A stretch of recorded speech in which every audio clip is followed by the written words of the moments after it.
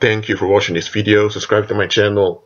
Look, in this video I want to talk about quick fixes. I explained often in past videos that quick fixes are deceptive. Look, about a quick fix, let's look at it in the practical sense. Let's say you're on your bicycle. I know there are countries where people don't ride on bicycles often, but I reside in a country, the Netherlands, where people cycle a lot. So let's say you're on your bicycle and you have a flat tire. You can have some tape with you and put the tape on the flat tire and you can continue. But you need to fix the tire. The tape is just a quick fix just to get with your bike to a situation and to a location where you can really, restore what needs to be restored.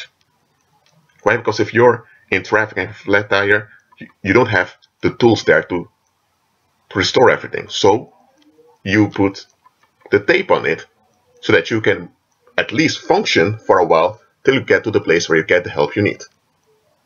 You get what I'm saying here? So in this case, a quick fix was just a temporal necessity in order to get to the real solution. When it comes to things like a flat tire, whether it's with a car or with a bicycle or any type of vehicle, we understand that. But when it comes to life in general, people tend to think that quick fixes are the way. Because quick fixes happen quick. That's why it's a quick fix. You don't spend much time in resolving stuff, in processing stuff. It's just fixed and things are at ease. And that is why it is so deceptive. And that is why it's so dangerous. Okay, let me give an illustration to you. Let's say it's war now. Let's say a war breaks out somewhere in Asia. Maybe not that likely, but okay, the war breaks out. And now you have this beautiful big garden. But there are militias of the neighboring country that are raging through your neighborhood, and they dig some bombs, mines, and they put it in people's gardens. And they did it with you too. After 2 years, the war's over, peace treaties are signed, and people so-called move on.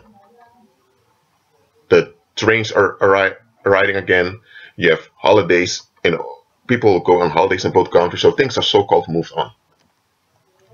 People very happy. Peace treaty was signed, people said sorry, things are over.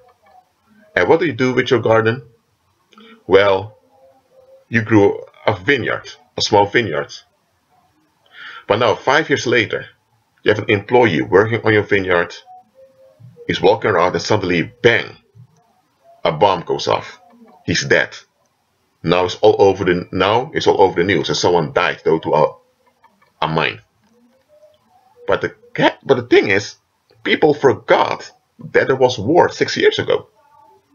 It is completely off your mind. They so-called moved on, forgot about it. And because things are so easy in the present, they didn't realize that, hold on a minute, there was a war. Bombs have been dropped here and there. Those bombs need to be removed so that there is safety. They didn't think about it. They only talked about, just forget about the past, you can't change the past, just move on. That's the only thing we're thinking about. They had a quick fix, they had a peace treaty. Well, indeed, there was a ceasefire. The militia stopped. But nobody really dealt with what happened in a proper manner.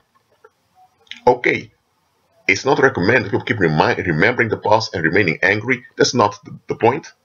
But people ignored the fact that something bad happened and it needs to be dealt with properly so that the future will remain, so that both the present and the future will remain bright. An example that I just gave to you, that guy that had that garden, now a vineyard, he wasn't wise.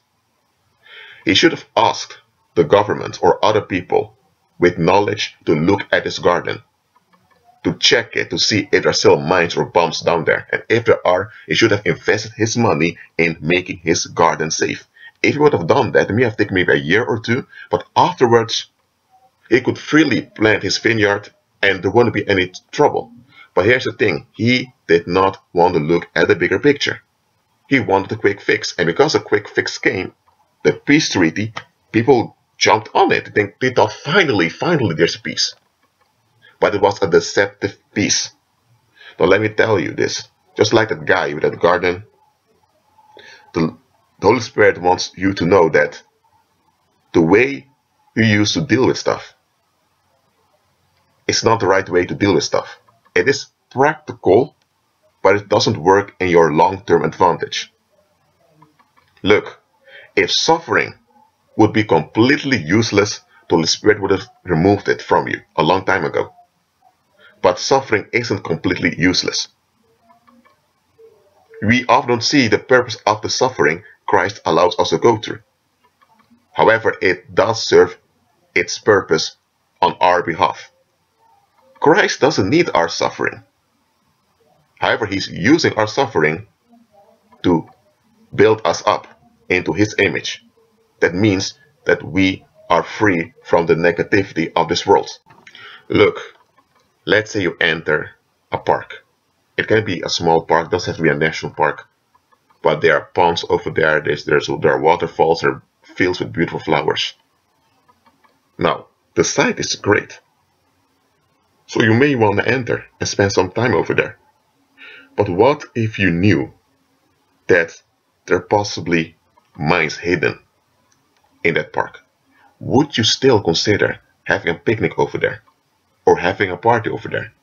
Well, you may think, not a chance. Look, there's nothing wrong with a beautiful park. But if there are mines buried below it, it's not wise to spend some time over there because you don't know what might happen. Now look, during his lifetime, you may not know where all the mines are. Actually, you don't know where they are. You know that what I've used here is just a parable.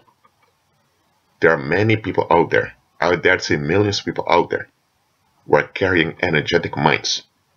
They haven't properly dealt with the past or with the past of their environment. And that's why those things are working out through them without them being aware of it. When you meet them, they may be businessmen, businesswomen, or they may be so-called happily married couples with their children. The picture may look very bright. And because the picture looks so bright, you think, whoa, this is it. I'm telling you, don't be deceived. Unless someone is born again and delivered, it's not a beautiful picture. In the sense that it's completely safe. Once you're born again and you're delivered, you're completely safe. No matter what danger is around you. If someone is not delivered, they are not safe. Remember that. Remember that next time you see someone that doesn't follow Christ having it all together. They don't. Just one thing has to happen in their circumstances and people turn on them, they lose everything they have. And because they have no Christ, that means they have no confident expectation of good. That means they have no supernatural power to work on their behalf. So don't become upset when you see yourself in difficult circumstances and people that don't follow Christ have it all together. They don't have it all together. That's a lie of the world. Those in the world that have it at ease all the time is because they are using the paranormal. They are involved with demons. I'm not kidding here. Anyone in the world that has everything going so easy for them, too easy, is not natural, it's abnormal. So don't let the world fool you. Look, a quick illustration, then I'm going to close. Let's say you went through a financial difficulty for 1.5 years. Okay, you didn't want to go through that. You did whatever you could to prevent that. When you went through it, you looked for solutions. And you thought, Lord, why is this happening? Listen to me. While you went through that difficulty, the negative attitude of those around you began to manifest. And now, you are free from those people. Because those people can't hide anymore behind smiles. Now you need to deal with how they treated you. And they don't want to deal with it. And now you are not going to fall anymore for their kind words. So in the long run, you have been delivered. But while you went through it, you thought, man, I want this to get over it. Look at the situations from Christ's perspective. That's why you ought to be Christ-centered. Don't be relief-centered, because relief-centered people fall for quick fixes so easily. Some don't, but most do. You agree with Christ. Be at peace.